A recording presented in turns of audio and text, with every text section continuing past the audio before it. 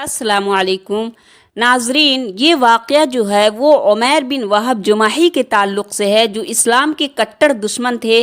उनके इस्लाम लाने का वाक़या बयान किया जा रहा है कि किस तरह से नबी सल्लल्लाहु अलैहि वसल्लम के पास बुरा इरादा लेकर पहुंचता है, और जब वो नबी सल्लल्लाहु अलैहि वसल्लम की बातें सुनता है तो हैरत में पड़ जाता है। तो आप लोग इस पूरे वाक़या को ज़रूर सुनें, और इस तरह के वाक़यात, कुरानी वाक़यात, नबियों के वाक़यात या हदीस जो होती हैं उनको पूरा सुनने की कोशिश कीजिए, तभी बात समझ में आती है। और अपनी राय कमेंट बॉक्स में ज़रूर दीजिए। तो अब वाक़या सुनते हैं। नाजरीन, आपको मालूम ही होगा कि जंग बदर में मुसलमानों की तादाद सिर्फ 313 थी और काफिरों की तादाद 1000।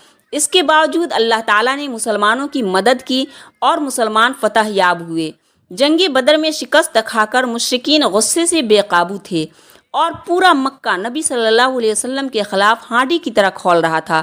बिलाखिर मक्के के दो बहादुर नौजवान ने तय किया कि वो अपनी दानिस्त में इस इख्तिलाफ व शिकाक की बुनियाद और इस ज़िल्लत व रिसवाई की जड़ नौज़ बिल्लाह यानी नबी सल्लल्लाहु अलैहि वसल्लम का खात्मा कर देंगे। चुनांचे जंग बदर के कुछ ही दिनों बाद का वाक़या है कि उमैर बिन वहब जुमाही, जो कुरैश के शैतानों में से था और मक्के में नबी सल्लल्लाहु अलैहि वसल्लम और सहाबा किराम रज़ियल्लाहु ताला अन्हुम को अज़ियतें पहुँचाया करता था, और अब उसका बेटा वहब बिन उमैर जंग बदर में गिरफ्तार होकर मुसलमानों की कैद में था। इसलिए उमैर ने एक दिन सफ़वान बिन उमैया के साथ हतीम में बैठकर गुफ्तगू करते हुए बदर के कुएं में फेंके जाने वाले मकतूलों का जिक्र किया। उस पर सफ़वान ने कहा, अल्लाह की कसम, उनके बाद जीने में कोई लुत्फ नहीं। जवाब में उमैर ने कहा, अल्लाह की कसम, तुम सच कहते हो। देखो, अगर मेरे ऊपर कर्ज ना होता जिसकी अदायगी के लिए मेरे पास कुछ नहीं, और अहलो अयाल ना होते जिनके बारे में अंदेशा है कि मेरे बाद ज़ाय हो जाएंगे, तो मैं सवार होकर मोहम्मद सल्लल्लाहु अलैहि वसल्लम के पास जाता और उसे कत्ल कर डालता, क्योंकि मेरे लिए वहाँ जाने की एक वजह मौजूद है। मेरा बेटा उनके यहाँ कैद है।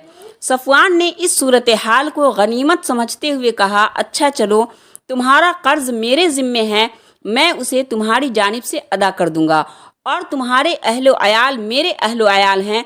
जब तक वो मौजूद रहेंगे मैं उनकी देखभाल करता रहूँगा। ऐसा नहीं हो सकता कि मेरे पास कोई चीज़ मौजूद हो और उनको ना मिले। उमैर ने कहा, अच्छा, तो अब मेरे और अपने मामले को सिग़े राज में रखना। सफ़वान ने कहा, ठीक है, मैं ऐसा ही करूँगा। उसके बाद उमैर ने अपनी तलवार पर सान रखाई और जहर आलूद कराई, फिर रवाना हुआ और मदीना पहुंचा। लेकिन अभी वो मस्जिद के दरवाजे पर अपनी ऊँटनी बैठा ही रहा था कि हज़रत उमर बिन ख़त्ताब रज़ियल्लाहु ताला अन्हु की निगाह उस पर पड़ गई। वो मुसलमानों की एक जमात के दरमियान जंग बदर में अल्लाह के अता करदा एजाज़ व इकराम के मुताल्लिक़ बातें कर रहे थे। उन्होंने देखते ही कहा, ये कुत्ता अल्लाह का दुश्मन उमैर किसी बुरे ही इरादे से आया है। फिर उन्होंने नबी सल्लल्लाहु अलैहि वसल्लम के खिदमत में हाजिर होकर अर्ज़ किया, ऐ अल्लाह के नबी, ये अल्लाह का दुश्मन उमैर अपनी तलवार हमायल किए आया है। आप सल्लल्लाहु अलैहि वसल्लम ने फरमाया, उसे मेरे पास ले आओ। उमैर आया तो हज़रत उमर रज़ियल्लाहु ताला अन्हु ने उसकी तलवार के परतले को उसके गले के पास से पकड़ लिया और अंसार के चंद अफराद से कहा कि तुम लोग रसूलुल्लाह सल्लल्लाहु अलैहि वसल्लम के पास जाओ और वहीं बैठ जाओ, और आप सल्लल्लाहु अलैहि वसल्लम के ख़िलाफ़ इस खबीस के ख़तरे से चौकन्ना रहो, क्योंकि ये काबिल इत्मीनान नहीं है। उसके बाद वो उमैर को अंदर ले गए। रसूलुल्लाह सल्लल्लाहु अलैहि वसल्लम ने जब ये कैफियत देखी कि हज़रत उमर रज़ियल्लाहु ताला अन्हु उसकी गर्दन में उसकी तलवार का परतला लपेट कर पकड़े हुए हैं, तो फरमाया, उमर, इसे छोड़ दो और उमैर, तुम करीब आ जाओ। उसने करीब आकर कहा, आप लोगों को सुबह बखैर हो। नबी सल्लल्लाहु अलैहि वसल्लम ने फरमाया, अल्लाह ताला ने हमें एक ऐसे तहिया से मुशर्रफ किया है जो तुम्हारे उस तहिया से बेहतर है, यानी सलाम, जो अहले जन्नत का तहिया है। उसके बाद आप सल्लल्लाहु अलैहि वसल्लम ने फरमाया, ऐ उमैर, तुम क्यों आए हो? उसने कहा, ये कैदी जो आप लोगों के कब्ज़े में है, इसी के लिए आया हूँ। आप लोग इसके बारे में एहसान फरमा दीजिए। आप सल्लल्लाहु अलैहि वसल्लम ने फरमाया, फिर ये तुम्हारी गर्दन में तलवार क्यों है?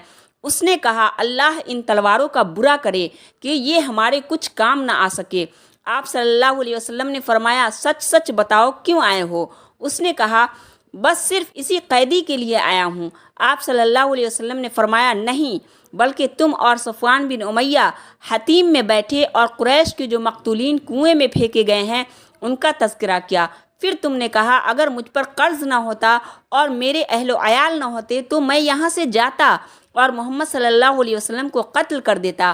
اس پر صفوان نے تمہارے قرض اور اہل و عیال کی ذمہ داری لے لی، بشرطے کہ تم مجھے قتل کر دو، لیکن یاد رکھو کہ اللہ میرے اور تمہارے درمیان حائل ہے۔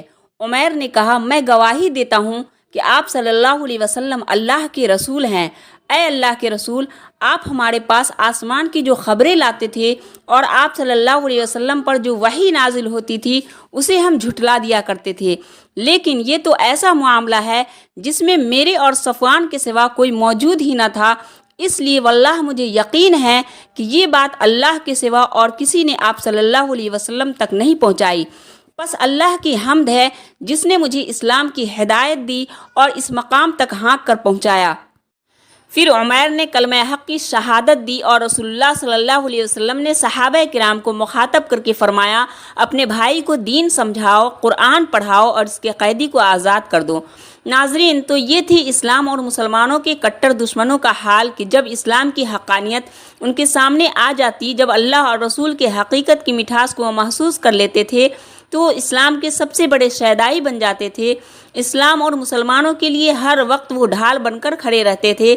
اللہ تعالی ہمیں اسلام کا حامی و ناصر بنائے، آمین۔ ناظرین، اگر ویڈیو اچھی لگی ہو تو ویڈیو کو لائک، شیئر اور سبسکرائب کرنا بالکل بھی نہ بھولیں۔ اللہ حافظ۔